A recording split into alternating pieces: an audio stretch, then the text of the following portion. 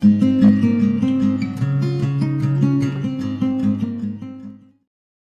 mga kamamshis! Today, we're going to make ice cream.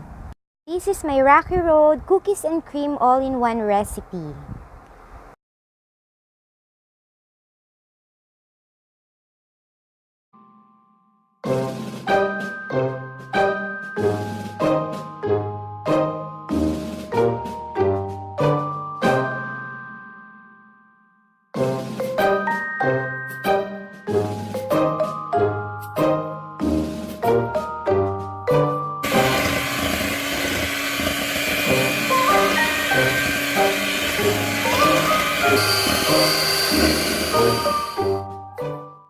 So here are the ingredients and the exact measurements that we need.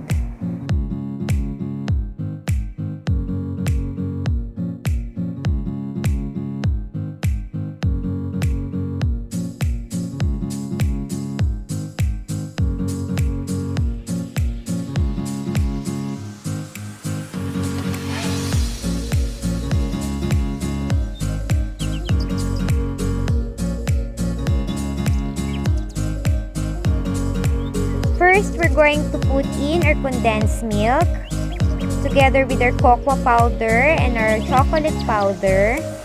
We're going to use a hand beater in this process. Haluin lang po natin siya until it forms a mixture. Yan. Kailangan po kasi walang lumps. Kasi naglagay po tayo ng cocoa powder. Medyo bitter po ang cocoa powder natin. So, yan. Halo lang po tayo. Then, after nyan, pag na-notice po natin na wala na pong masyadong lumps, pwede na natin isunod ang ating cookies and cream. Nag-crush po ako ng cookies and cream, pero isinama ko po yung cream niya, yung palaman niya. Sayang naman kasi. It will also add flavor. Yan. Haluin lang po natin siya. Then, next is our fresh almonds. Any kind of nuts pwede po natin gamitin dito. Pwedeng cashew nuts or peanuts. But most usually, yung iba talagang cashew nuts po ang kanilang ginagamit. Kasi favorite ko ang almond, so almond nilagay ko. So, next is our marshmallows. Kahit ano pong size ng marshmallows, pwede nating ilagay. So, nilagay ko po both. Kasi sa totoo lang, meron po akong malalaking marshmallow sa fridge. Sayang naman kung hindi magagamit. So, yan. After this, we're going to set it aside. And we're going to proceed on our next procedure. We're going to use an electric mixer para i-beat ang ating thick cream at ang ating all-purpose cream. Kailangan po chilled muna siya. Even our container or our bowl, kailangan chilled po. Yan. I'm doing this siguro most usually 5 minutes ko pong ginagawa ito. Binibit ko po siya ng 5 minutes until it increases its volume. Doon po natin manonotice kasi na okay na siya pag medyo nag-increase na yung volume niya. And the right consistency must be soft thick po siya once na na-test natin yung cream. Ipapakita ko po sa inyo mamaya ang right consistency kung kailan natin siya pwedeng itigil. So, yan. Haluin lang po natin.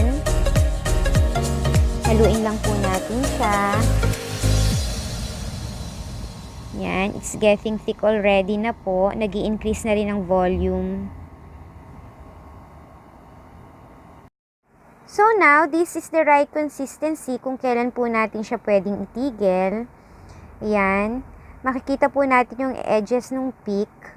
Nagfo-fall pa rin kahit papaano. Kasi hindi po natin pwedeng gawin yung masyado na pong thick and masyado nang stabilized kasi masyadong magiging airy ang ating cream.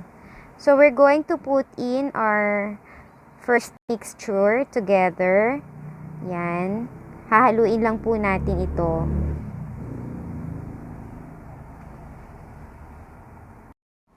So, yan. Haluin lang po natin with our spoon or spatula kung meron po kayo. Haluin lang po natin siya. This time, wag na po tayong gumamit ng hand beater. Just a spoon is enough po. Okay na po yun. So, now we're going to put it back again in our ice cream container. Yan. Ilagay lang po natin ito gradually. Then, after this, we can sprinkle it with any ingredient na may sobra po tayo. You can sprinkle it with cookies and cream, almonds, but I still have marshmallows, kaya marshmallows po ang ilalagay ko. Then, i-freeze na po natin siya sa ating fridge for at least 7 hours, I think. Pwede na po siguro yon. And it's done.